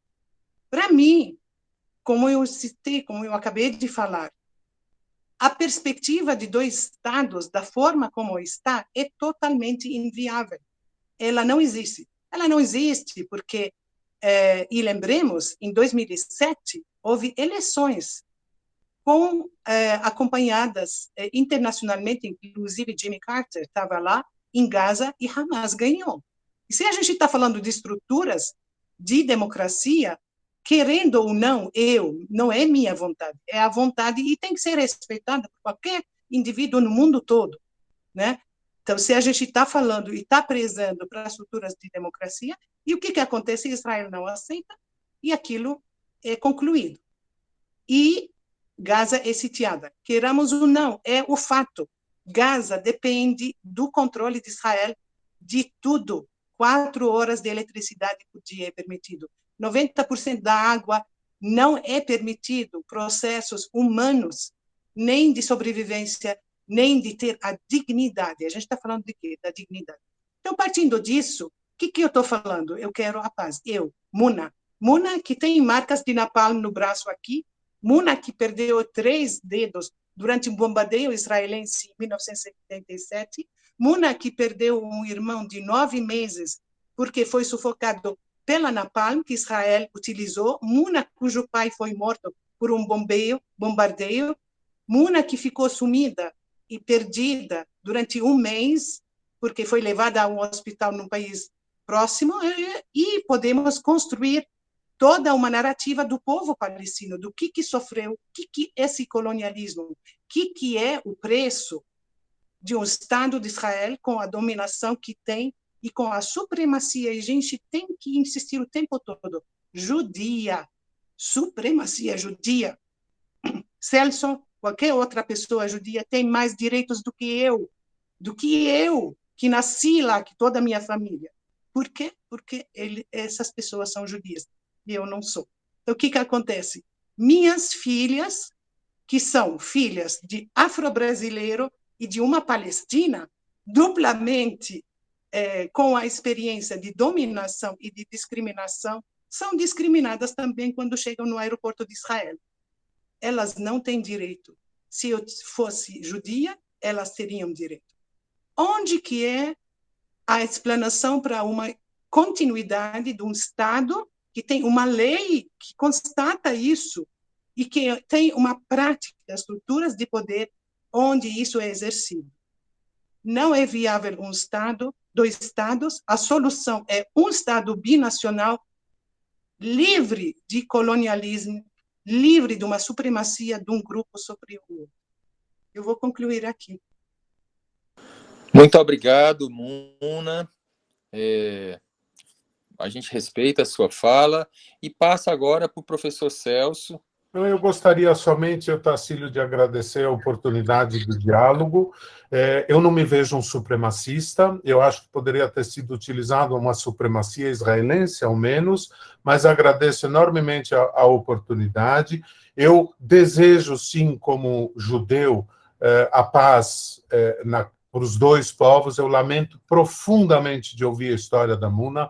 Eu realmente não posso falar, eu de fato não sou israelense, é verdade, há lugares de fala distintos, sou limitado nesse sentido, mas tenho muitos amigos, centenas, familiares, e desejo piamente que esses 2 povos possam viver e coexistir. São histórias próximas, há muita proximidade cultural, muitas vezes. Acho que, assim, não é só um projeto branco europeu, porém, acho que está esgotado. Eu acho que, assim, poderíamos conversar muito mais. Agradeço a oportunidade, adorei poder escutar a narrativa da professora Muna. Eu acho que, para mim, é extremamente enriquecedor sempre poder ouvir as várias narrativas, né, sem necessariamente impor a minha como a verdadeira. Acho que a professora Muna não fez isso, ela contou do lugar de fala, da narrativa dela e das suas opiniões. Agradeço imensamente a oportunidade